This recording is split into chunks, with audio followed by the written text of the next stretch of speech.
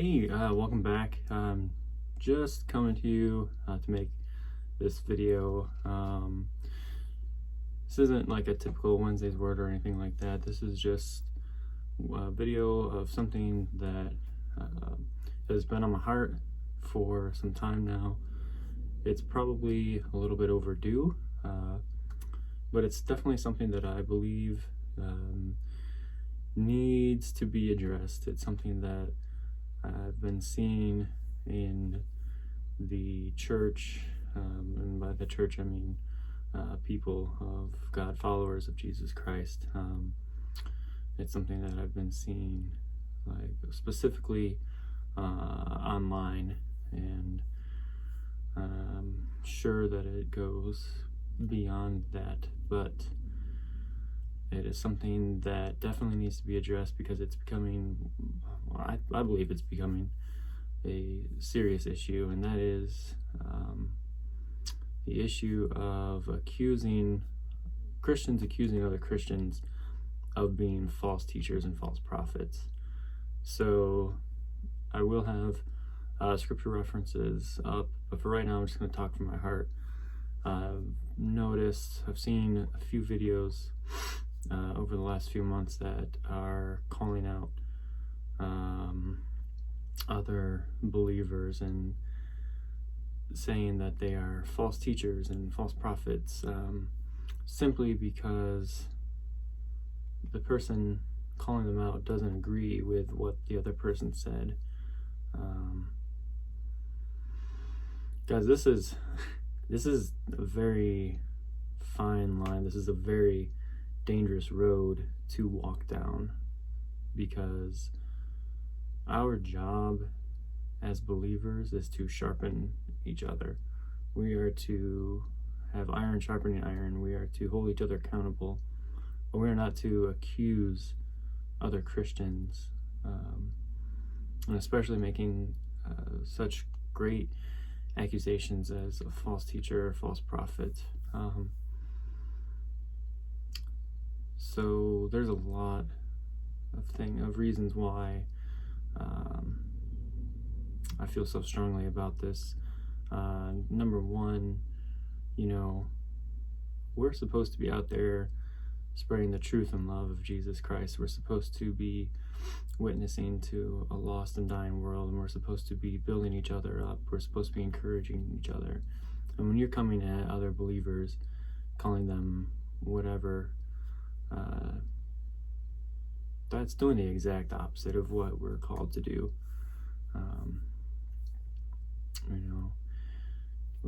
For whatever reason, we feel the need to attack other people, and that is not at all what Jesus did, nor is it what he instructed us to do. Another reason why it's heavy on my heart is because I haven't really been a victim of it myself. I do know a lot of people, a lot of people who are close to me who do have different doctrinal and theological beliefs than I do, who have put me down for certain things that I believe that are found in Scripture. So I guess it does kind of hit a little bit closer to home, even though I've never been actually called a false teacher. And also, it's heavy on my heart because there is a real enemy out there, and he is the accuser of the brethren. He is the father of lies, and his whole desire and his whole aim is to create this dissension and this discord amongst believers. And why are we so quick to help him do exactly what he is trying to accomplish? Why are we jumping on board with what the enemy is doing and trying to make his life easier, I guess? That doesn't make sense to me, that we are basically more concerned about helping Satan spread division and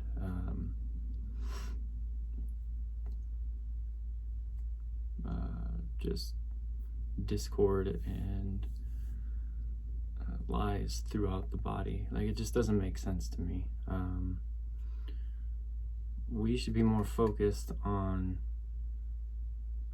fulfilling the Great Commission and the Great Commandment of loving God and loving other people.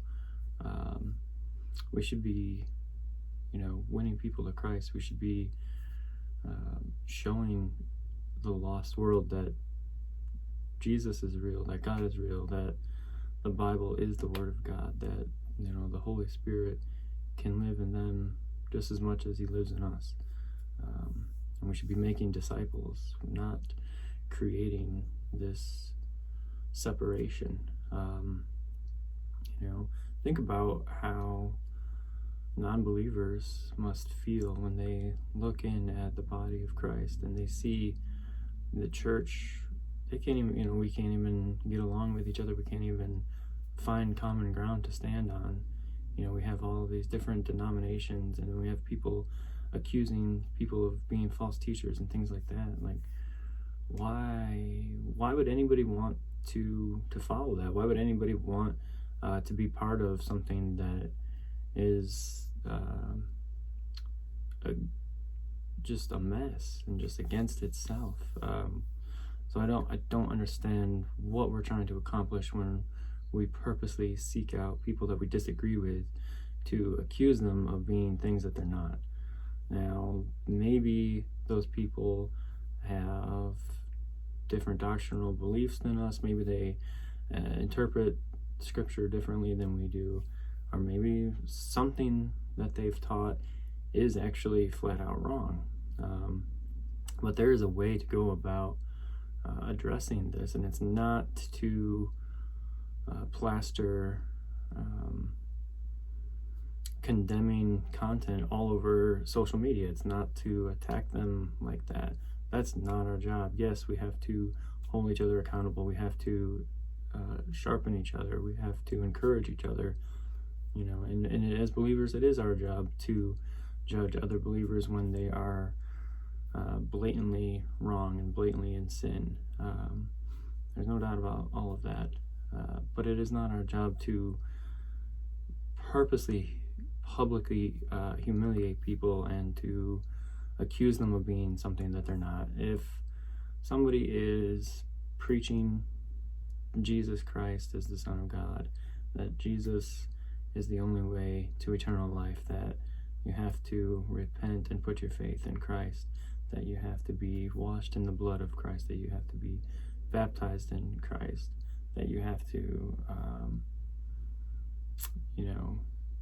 live according to God's word and produce good fruit according to what the Bible says is the fruit of the Spirit. That's not a false teacher, okay?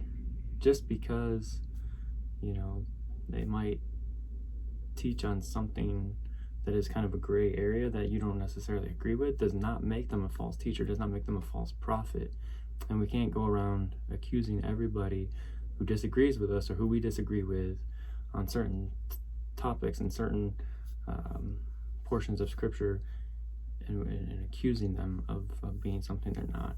And I look at a lot of these examples. I'm not going to name any names or anything, but most of the examples that I've seen that people are accusing other people of being false teachers and false prophets, those people are actually doing something to further the kingdom. Like, they're actually dedicating their lives to following Jesus and to reaching the lost and sharing their testimony of how Jesus has changed their lives.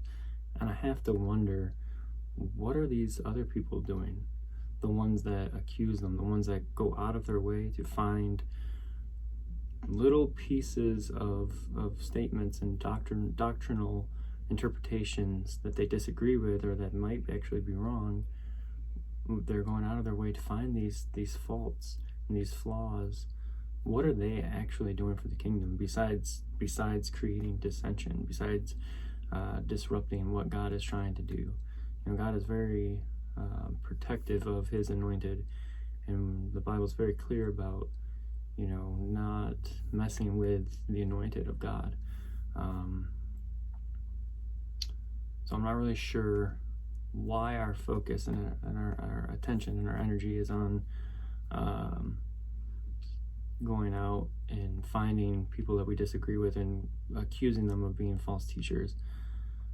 We should be coming together and standing firm on the black and white matters, that I've listed before, rather than accusing each other of our differences. Why don't we have other believers? Why don't we have believers of different denominations and things coming together more often to actually humble themselves and to come together in prayer and fasting and worship, and just allowing the Holy Spirit to guide them into all truth, like the Bible says, and to actually examine what the Bible says and how it applies to our lives today. That's what we should be focused on. We should be putting more energy and more time into doing that, into coming together and unifying the body of Christ, rather than going out and seeking people who teach things that we don't agree with or don't fully understand. And definitely shouldn't be taking little snippets and little tidbits of what they say and using it to call them a false teacher.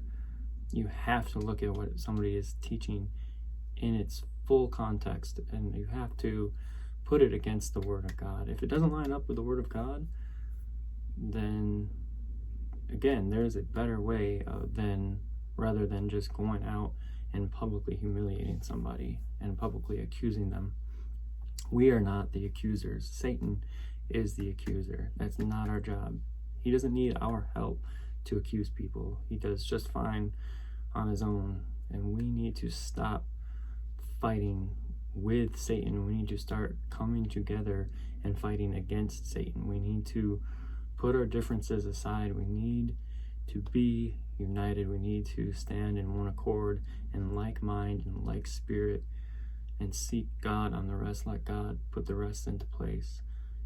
As long as we can come together in those core truths, those black and white, those non-negotiables, then we have everything we need to fight against the real enemy.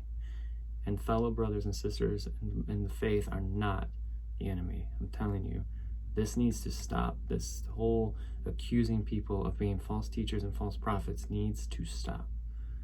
Please, before you go accusing somebody of being a false teacher, remember what our actual job is. Remember that we are not the accusers, that there already is an accuser in the world, and he doesn't need our help.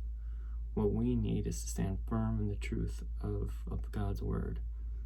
If somebody is teaching something other than God's word, if they're teaching that you can have Jesus and just live your life however you want, that God's going to accept you into heaven regardless of how you live your life, as long as you're a good person.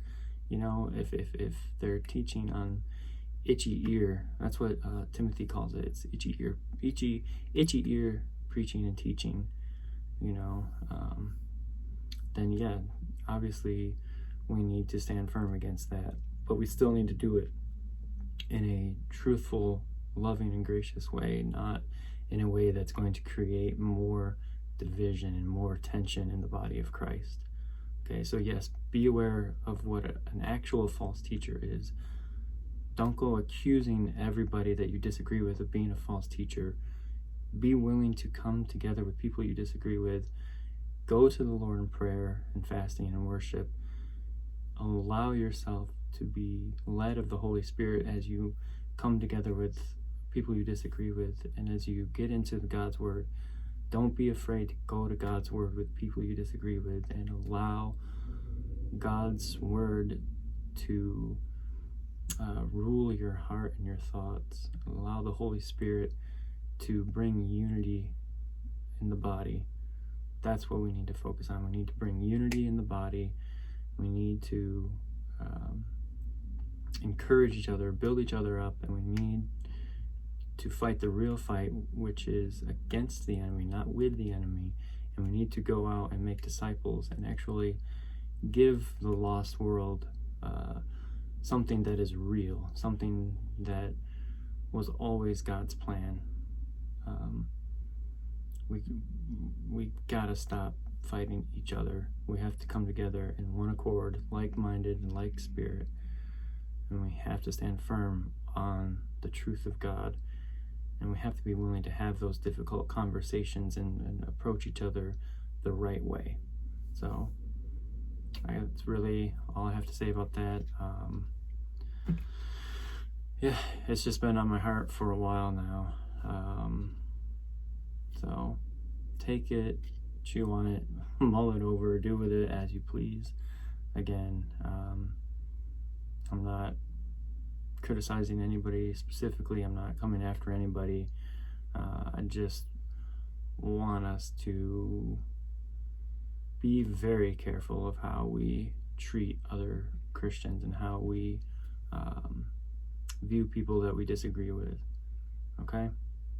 So let's put down our differences, come together in the Holy Spirit and in the truth of God's Word, and let's fight the real enemy, which is not each other.